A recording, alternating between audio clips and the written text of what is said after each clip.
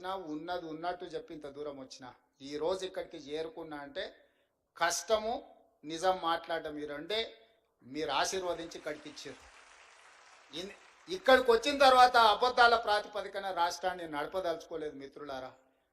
కష్టమైన నష్టమైన మీకు చెప్పి మీకు వివరించి మీ అనుమతి తీసుకొని ఏం చేయమంటే అది నేను చేస్తా.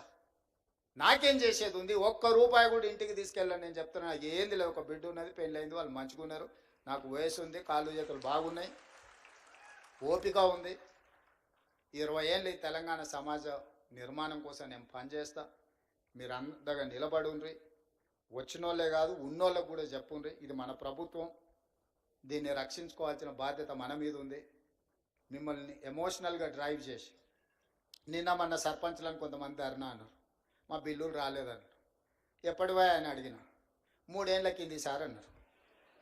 3 ఏళ్ళ కింది వాడు ఉండేనే, వాళ్ళ గురువు గారే ఉండే కదా. వాళ్ళ గురువు గారు నిన్న ముంచిపోతే నేను ఒకటొకటి కట్టుకుంటూ వస్తున్నా. సర్పంచ్లకు బిల్లులు ఇవ్వాలి కదా. ఆయన అంటాడు తాటి చెట్టు లెక్క పెరిగింది కానీ అవగిందంత అవగాహన కూడా లేదు. ఆయననే కదా ఆర్థిక మంత్రి ఉన్నది, ఆయన ఇస్తా అంటే నేను వద్దన్నానా?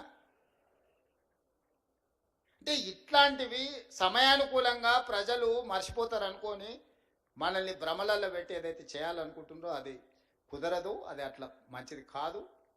జాగ్రత్తగా మన అందరం కలిసి ముందుకు వెళ్దాం, ఈ రాష్ట్రాన్ని కాపాడుకుందాం, ఈ రాష్ట్రాన్ని దేశానికి ఆదర్శంగా తీర్చిదిద్దుదామని తెలియజేస్తూ మీ అందరి దగ్గర సెలవు తీసుకుంటున్నా. ధన్యవాదాలు మిత్రులు. తెరిచిన పుస్తకం మన రేవంత్ రెడ్డి గారు. ఒక తెలంగాణ తేజంగా, ఒక ముఖ్యమంత్రిగా కొల్లం కొల్లా నిజానిజాలని నిక్కచ్చిగా లెక్కలతో తేల్చి చెప్పినటువంటి మహనీయమూర్తి రేవంత్ రెడ్డి గారు. వారి యొక్క నాయకత్వం నిరంతరం కొనసాగాలని ఒక్కసారి గట్టిగా మీ కరతాళ ధ్వనులు